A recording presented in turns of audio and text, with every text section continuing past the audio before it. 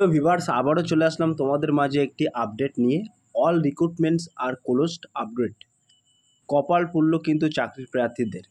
নিয়োগ প্রক্রিয়া কিন্তু অনির্দিষ্টকালের জন্য বন্ধ রাখা হয়েছে। কিন্তু কেন বন্ধ রাখা হয়েছে সমস্ত বিস্তারিত তথ্য কিন্তু আজকের এই ভিডিওর মাধ্যমে আলোচনা করব। তাই ভিডিওটি স্কিপ না করে সম্পূর্ণটি দেখার জন্য অনুরোধ রইল। তার আগে বলবো, যে সকল ভিউয়ার্স এখনও পর্যন্ত আমার এই চ্যানেলটি সাবস্ক্রাইব করেনি তাদেরকে বলবো প্লিজ অতি দ্রুত সাবস্ক্রাইব করে দিয়ে আমাদের পাশে থাকুন এবং বন্ধুদের মাঝে শেয়ার করে দিন। প্রিয় ভিউয়ার্স, সেখানে কিন্তু বলা হয়েছে ভবিষ্যৎ একেবারে অনিশ্চিত পশ্চিমবঙ্গের চাকরি প্রার্থীদের। সমস্ত চাকরির পরীক্ষা বন্ধ হয়ে গেল রাজ্যে। ইতিমধ্যে কিন্তু হাইকোর্টের নোটিশ সমস্ত চাকরি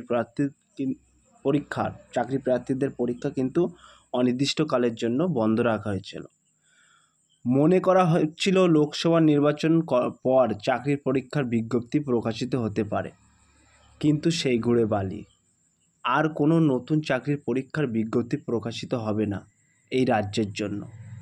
তাই যে সকল চাকরির প্রার্থীরা দীর্ঘদিন ধরে চাকরির আশায় বসে রয়েছেন তারা আশাহত হবেন এই ঘোষণায়। কিন্তু হঠাৎ করে কেন চাকরির বিজ্ঞপ্তি প্রকাশিত হবে না এই রাজ্যে, সবারই কিন্তু একটা প্রশ্ন থেকে যাচ্ছে। এর পিছনে রয়েছে কি কারণ?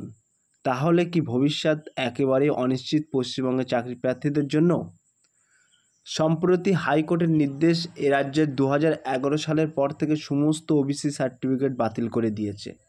সো প্রিয় ভিউয়ার্স, তোমরা ইতিমধ্যে কিন্তু জানো, ইতিমধ্যে হাইকোর্টের নির্দেশে কিন্তু এই রাজ্যের 2011 সালের পর থেকে সমস্ত ওবিসি সার্টিফিকেট কিন্তু বাতিল করে দিয়েছে। হিসেব করলে দেখা যায় প্রায় 5 লাখের বেশি কিন্তু ওবিসি সার্টিফিকেট বর্তমানে বাতিল।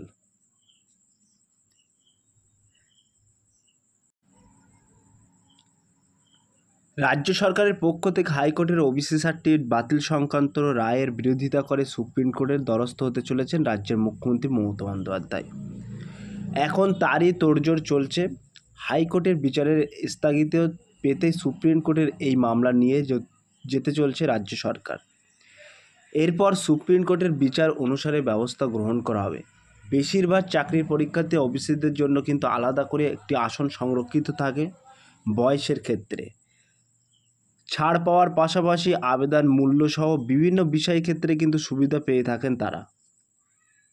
তাই ওবিসি সার্টিফিকেট সংক্রান্ত জটিলতা তৈরি হওয়ার কারণে এখনই চাকরি সংক্রান্ত কোনো বিজ্ঞপ্তি প্রকাশ করা সম্ভব হবে না পশ্চিমবঙ্গ সরকারের পক্ষ থেকে।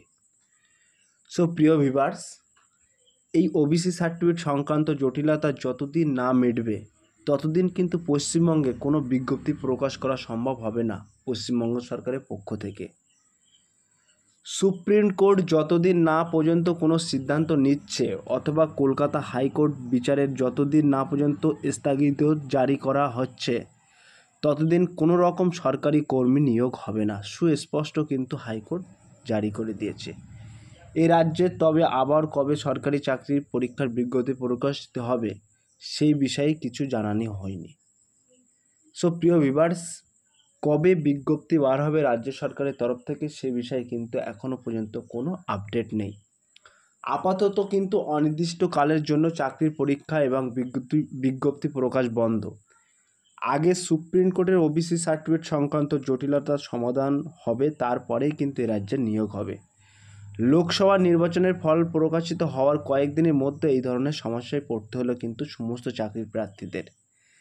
ডব্লিউপি কনস্টেবলের পরীক্ষা কিন্তু অনির্দিষ্টকালের জন্য এখন বন্ধ আছে।